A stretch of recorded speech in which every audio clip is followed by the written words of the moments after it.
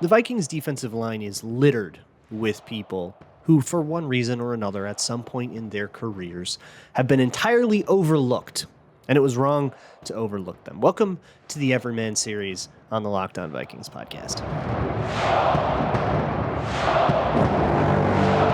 You like that on 3, 1, 2, 3, you like it! You are Locked On Vikings, your daily Minnesota Vikings podcast, part of the Locked On Podcast Network, your team every day. Hello, everybody. Welcome to the Locked On Vikings podcast, part of the Locked On Podcast Network, your team every day. As always, I am your host, Luke Braun, and let's find some joy today. You can find the Locked On Vikings podcast wherever you find your favorite shows, whether it is an audio podcast listening app or platform like SiriusXM, or you can always go to YouTube or Amazon Fire or Roku. Just download the Locked On Minnesota Sports app. Thank you so much to those of you who do listen to this show every single day. I will thank you every single day. Y'all mean that much to me. Today's episode we're continuing on with the Everyman series. It's deep June, July, summer content, which I love this summer content. It gives me a chance to be a little flowery and really get to know players as people. And it's grounding, helps remind you what sports are for. In this particular episode, we're going through 3 different defensive linemen. If you're watching on YouTube, you have that up on the screen, but it's Marcus Davenport, Calvin Avery, and Kyiris Tonga will each get a quick backstory profile, and they all have a couple of things in common beyond just being defensive linemen. They all have interesting struggles with their body type, either getting their weight up or getting their weight down, and they all have been forgotten at some point or another. There were reasons to write them off that turned out to be wrong, and they've made it to the highest level of the sport. Let's start with Marcus Davenport, who started out as a tall, lanky, skinny, mostly basketball player, but he would also play football in the fall. And when you're a basketball player, they put you at receiver. So he is like a slender receiver type. He was a skinny kid for a long time until he gets like pretty late into his teens. And that meant that he wasn't exactly an NFL looking kid, but he was talented. And he went to a high school called John Paul Stevens High, which was a run first program. A lot of programs just, hey, maybe you don't have a kid on the team that can throw. So you're just going to be like wing T. Let's run jet sweeps all day, run play all day. Counters and stuff. And so the receivers don't really get to do a lot. And so that kind of felt like a waste of this athleticism. So on the defensive side, they said, let's try you at end. And use that quickness and that length at defensive end. Let's see if we can mold it into something, and mold into something it did. He kind of had to be talked into it though. He didn't like it.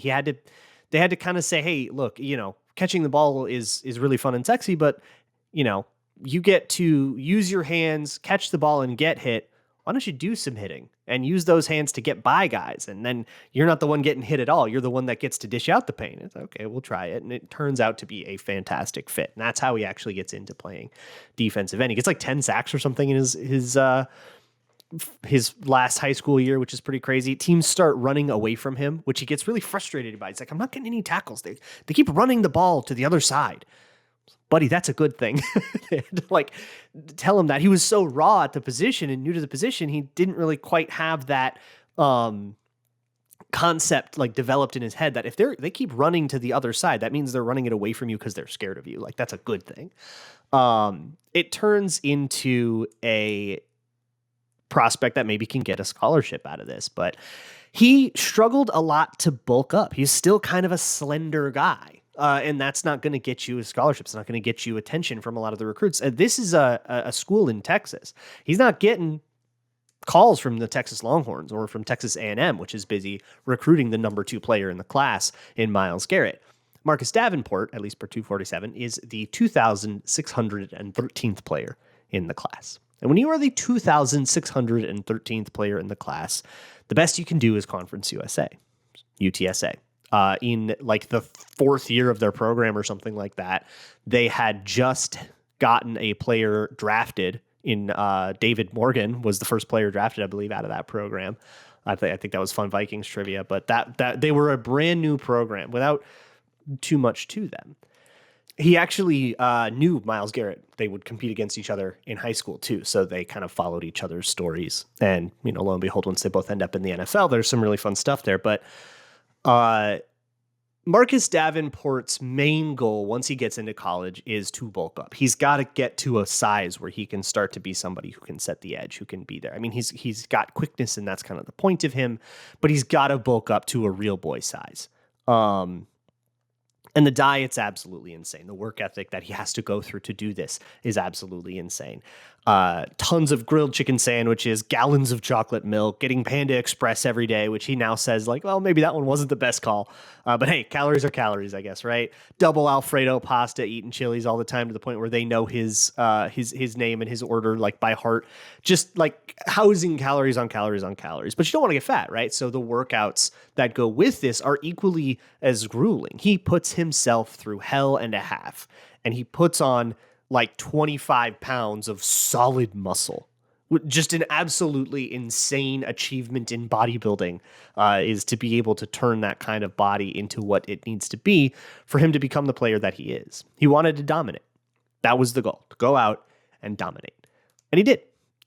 From the 2,613th player in the recruiting class over a very productive college career at Conference USA to the second edge that would be taken in the draft. But this changes things, doesn't it? Because you go from being 2,613th with all the fanfare that comes with that, which is to say none, to being number 2. The guy that the Saints spent 2 first-round picks on that didn't pay out that value. There's a hatred to it. And it's kind of funny what we end up judging players on. Because, I mean, if from a New Orleans Saints perspective, he's this overrated player, right? The Saints overrated him. They made a mistake in spending 2 first-round picks on him and all that. I mean, there's nothing he can do about that. But even beyond that 2018 class, whole bunch of players that busted out, didn't make the team after 1 year. They didn't have a second-round pick that year because they used it to trade up the year before. They had a couple of other guys that are sort of depth players. Marcus Davenport was really the only serious player in that draft class. And so the entire weight of the draft class is on his shoulders. He's the guy that has to come through, and he's the guy that defines the class. It puts a lot of pressure on him in a much different way. When you're 2,613th, there's a pressure in being overlooked, in being, and saying, I need to prove myself to these colleges, and I need to prove myself to, NFL scouts now that they're watching me at UTSA for the Roadrunners. There's this motivation that I need to dominate now because I'm at UTSA, and if I play just good, I'll never get in the NFL. I need to look like I don't belong here, right? I need to dominate. There's a totally different pressure when you're picked 18th overall or whatever it was, or 14th or whatever the Saints picked. And when they traded up to get you, now suddenly you have to live up to this totally different kind of expectation. And it's not really fair, right? I mean, he didn't make that choice. He didn't ask the Saints to spend that much on him, right? He earned his way into the first round with his college play. That's kind of that. But the stigma that comes with Saints fans, it's just funny what we judge people on, and how we sort of look at guys like Marcus Davenport as guys who never lived up to expectations when the NFL was the first time he had expectations to begin with. The rest of it was him trying to stand out in a sea of dudes that are pretty easy to count out. And he was one of those dudes that was pretty easy to count out too when he was 2,613th. But now he's a reclamation project. He's counted out again. We'll see what he does with that. I want to make sure that I get to the other 2 guys, Calvin Avery and Kyiris Tonga today. But before I do that, let me talk to you about America's #1 sports book. That is FanDuel. And at FanDuel, if you bet on the MLB, you can get 10 times your first bet amount in bonus bets, up to $200. That's right. Just bet $20, and win or lose, you will land $200 in bonus bets. And that's right. Win or lose, no matter what you do, just for putting $20 into a FanDuel account, you can get, and betting that on the MLB, you can get $200, up to $200, 10 times your first bet, all on an app that is safe, secure, and super easy to use with all kinds of other promos coming in all the time. And plus, when you win, you get paid out instantly. So go to FanDuel.com/lockedon to get up to $200 in those bonus bets. That's FanDuel.com/lockedon. FanDuel, official partner of Major League Baseball. Thank you so much for those of you who do listen to this show every single day, especially here in the summer. I appreciate you guys so much. And if you want something a little heavier, a little more X's and O's that's a little bit less human interest, you can go to patreon.com/LukeBraunNFL, where I do have stuff coming out all the time, film breakdowns and whatnot. Next up, let me talk to you about Calvin Avery, who went to Bishop Dunn High School near Dallas, Texas. And he did not want to go to Bishop Dunn High School near Dallas, Texas. It was about 45 minutes away from where he lived. He didn't want to do the drive. They have stricter academics. They have a more serious football program. It was a lot. And I don't think he wanted that stress. But his parents made him go, and that was going to be that because he was a big, big, big boy. He wore number 99, and people said he evoked like Warren Sapp in high school. And to the credit of Bishop Dunn, he kind of got comfortable real fast. He made a friend, Kevin Myers, who was struggling a lot, but through each other, they both got better. One-on-ones, helping each other, being attached at the hip. His coaches called them the Two Stooges. And ultimately, all of those big boy highlights got recruits excited enough to get him to a 4-star prospect, top 250 prospect, which again comes with those expectations when you end up getting recruited and signing to Lovie Smith's Fighting Illini in Illinois. You go away from home and suddenly you're kind of supposed to be the superstar. The Illini have a guy named Roderick Perry who will end up getting a chance in the NFL, so he's no slouch for sure, but you're kind of supposed to push that guy, give him competition, and eventually overtake him as this 4-star prospect who's supposed to be the next big thing. That really happens for Calvin Avery. He gets in, and during his first camp, he suffers a knee injury. That's nothing major, but it sort of throws off that rhythm, that momentum, that inertia we always talk about, where you're now kind of playing catch up instead of just trying to develop at the pace you're expected to develop.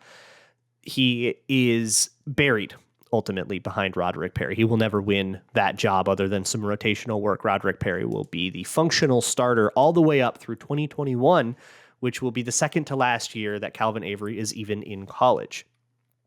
Part of this is conditioning, getting in shape, being the right weight. And he kind of says, I think if you asked him about it now, he would probably have some regrets about how he handled that, how serious he was about it. But going into his last year, you can look at all these articles going in, like previewing the 2022 Fighting Illini that are all kind of like, hey man, it's time to put up or shut up. You came in as this 4-star guy, these expectations. Again, not really anything he asked for. It's like what 247 called him, right? Or Rivals or whatever. All he did was work hard and be good in high school.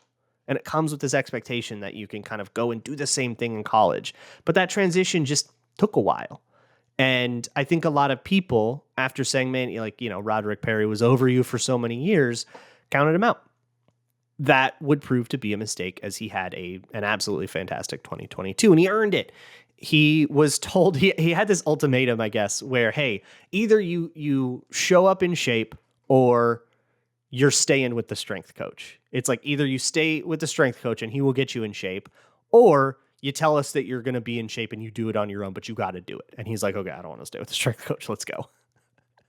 So sure enough, he buckles down. And I think he finds a new maturity that a lot of people will find, in their last couple of years of college. That certainly felt like freshman year of college me versus last year of college me is kind of felt like a different person. And he took it more seriously. He shed some of the bad weight. I think it was that he was over, got in better shape, and became a part of a very special 2022 Illinois Fighting Illini. The Illinois team was very good. A lot of that was driven by the secondary, but you can't have a secondary without a D-line. And that brings Calvin Avery to the forefront. Meanwhile, Roderick Perry, he also got a chance. He had a cup of coffee with the Browns, didn't make the team. That was kind of that for him.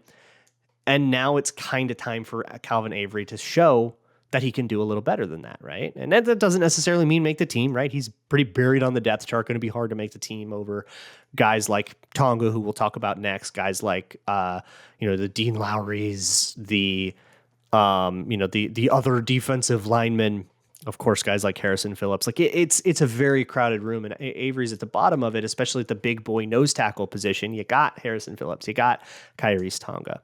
But for some of these guys, these long shot types that hopefully I'll be able to talk about a little bit more in the coming weeks, the goal might not necessarily be to make the team, or it can't be. Like that's not necessarily the way forward for their career. If you think about like in what world does Calvin Avery have a career that's better than one camp and it's over? And for Avery and all of these long shot undrafted type players, that path might include being on the practice squad for a year. The Adam Thielen route, right?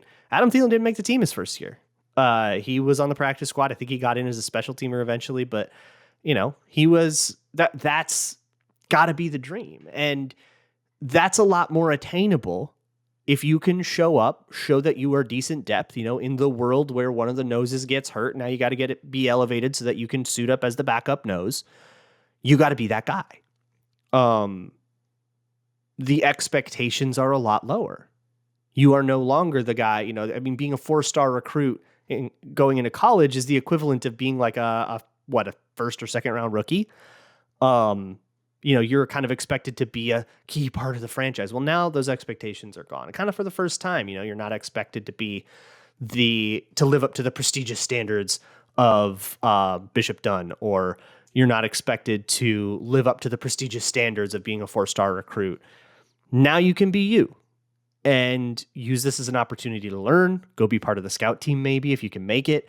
That's what I'm watching for with Calvin Avery. And then hopefully through that development, you get another camp invite next year, and then maybe we can get a little more serious and hope the roster's a little more open. Or maybe you do end up on someone else's practice squad, right? That's always the case. Play well enough where if there isn't enough room, but you look super rosterable, you end up on someone else's team. That could be the way things go for Calvin Avery as well. Either way, that is the situation a lot of undrafted guys fall into. Next up, I want to get into the story of Kyiris Tonga, so we'll roll right into that. It's hard for me to find any details about the trouble that Kyiris Tonga was in as a teenager. He was in and out of some kind of trouble. It's all sealed and stuff anyways, and it doesn't matter. The point is, high school age and childhood for Kyiris Tonga was anything but easy. He had a single mother. His dad wasn't in the picture. He was in and out of homelessness. During those times, he had to crash with friends a lot, and that was normal to him. Hey, we're going through a tough time. Can I stay with you for a little while, buddy? And that's the kind of world where you're frustrated, you're stressed, you're going to do stuff. The dumb stuff that dumb kids get into, right? Gets in a little bit of trouble. He kind of says, anytime he got an opportunity for things to stabilize, he would do something dumb. And he kind of regrets that now. And it wasn't until his senior year that he started to sort of get over that. And he was staying with his best friend. And there was a living situation there that eventually became permanent. Again, the details of how and why are unclear, but also unimportant.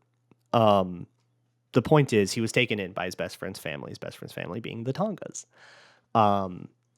He grew up in Utah, deep ruby red territory, by which I, of course, mean Utah Utes and not BYU.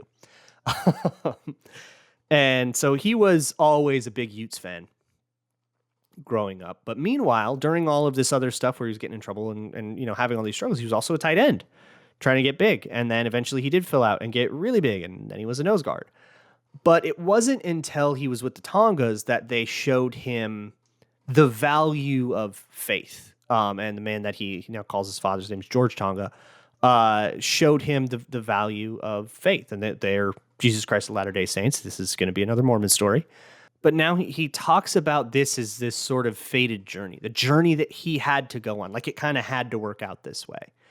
And you kind of have this simultaneous thing where he is this kid who is finding out who he is and who he's going to be as a man, while also ballooning up to huge. He's like 350 pounds or something like that by the time it's time to go to college.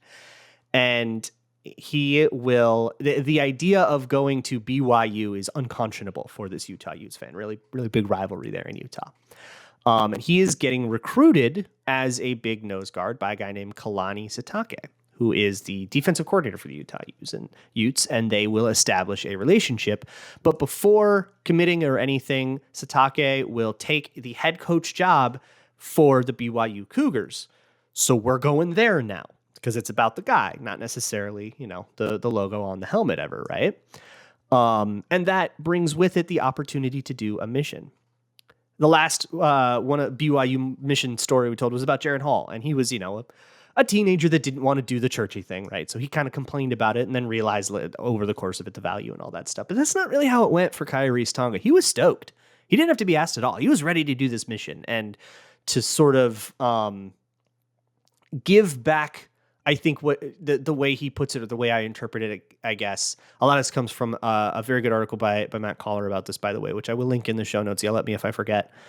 But he wanted to, the way he talks about it in that, he wanted to give back to his faith, the way that his faith had given so much to him, had given him this kind of new lease on life and this new sense of purpose and maturity that kept him out of trouble. And it's really funny, you talk to like his college coaches and oh, great kid on and off the field and all that stuff. And it's totally different guy. So the thing about these missions is you don't get to pick where you get assigned to. And it's not necessarily, a lot of people think that, you're getting sent off to somewhere like in the Eastern Hemisphere. He goes to Kansas. And by the way, that sucks. It's like, oh, come on, it's hot there. Like, you couldn't have sent me somewhere fun like Kansas. He was like frustrated with it. But of course, like everybody who does these says like, well, that was actually kind of the most important 2 years of my life. Because there is a certain resiliency required for this. Sitake kind of talks about the impact that it had on him.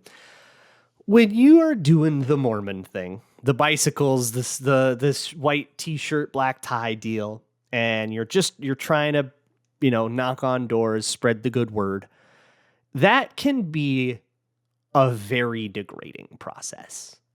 People are not kind to you when you're knocking on their door and saying, do you have a moment to talk about this book of Jesus? And it requires him to really learn. It's almost a survival mechanism. He has to learn a skill. And that skill is, the way he puts it, I think this is beautiful, how to love somebody who he just kind of met, and how to be patient with somebody who's not being patient with him. And I think that there is a great maturity in that, in being able to give somebody more than they're giving you back, and to be not only okay with that, but happy to do it.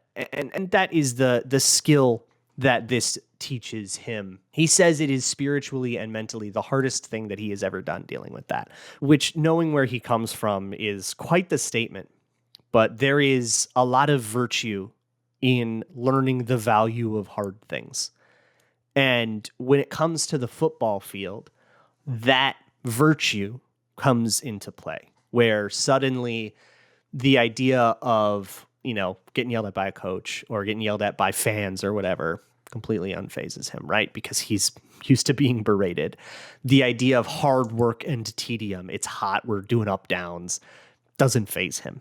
It translates into a work ethic that he still uses to this day. And he will still credit to this day that experience, that mission, for kind of turning him to some degree into the man that he is. And of course, the faith that comes along with that. And he has a great career at BYU, ends up getting drafted 7th round, sneaking right into the back of the draft with the Chicago Bears. But that was ultimately an unfortunate destination for him, because that was the final year of Ryan Pace and Matt Nagy, and Matt Eberflus comes in with a totally different defensive scheme, and they decide they're going to move on from Kyiris Tonga after 2022. It's just not going to be a fit right now. You're suddenly trying to make the team in an environment that wasn't built for you. He'll end up on the Atlanta Falcons practice squad for a hot second until the Vikings end up needing him, and they needed to believe in him. And this is the ultimate lesson that his old coach, his BYU head coach, Sitake, says, is that Kyiris Tonga just needs somebody to believe in him. no matter who it is, whether it's the Tonga family themselves taking him in as a teenager, whether it is Sataki taking him in as a recruit and bringing him to BYU, bringing him to that mission, understanding that, this is a guy that just needs to grow up a little bit. Again, going back to Marcus Davenport and even Calvin Avery a little bit with all these guys, it's funny what we judge people for. And I think a lot of the college recruiting scene will look at somebody who's in trouble a little bit and say, head case, not into it. How often there was this great article, I talked about it on Locked On NFL, about Pac-Man Jones taking in Chris Henry's family after Chris Henry passed away, and sort of that becoming his purpose. And maybe that's his main mission in life, and now that football is over, and maybe even during football, that became his main mission in life. After all, family is everything. But what do you know Pac-Man Jones for? It's not that, right? We will only ever know what makes the headlines about players, and who they are doesn't make headlines. It's part of why I do this series. And with Kyiris Tonga, everything about him is what made him who he is. I mean, that's the truth for all of us, right? All he needed was for somebody to believe in him. And after the Bears discarded him, the Vikings brought him in and believed in him. Whether it's, Ed Donatel or Chris Rumpf, who's still there or whatever, they believe in him. And he's now reached this resurgence where he went from not making the team in Chicago to maybe he can be a starter here in Minnesota just by virtue of being in the right place and being somewhere where people believe in him. That makes me very excited to see just exactly where Kyiris Tonga tops out. What exactly is the height that he is capable of reaching? Whatever it is, I think this year we find it, and I'm excited to see exactly what that defines itself as. Quick reminder, next week I will be out of town. There will still be shows. They'll just be pre-recorded, so if there's news that breaks like over the weekend or next week and I can't get to it, I'll get to it like by the following Monday. So be aware of that, but otherwise we'll keep on rolling. I'll see y'all tomorrow, and as always, Skull.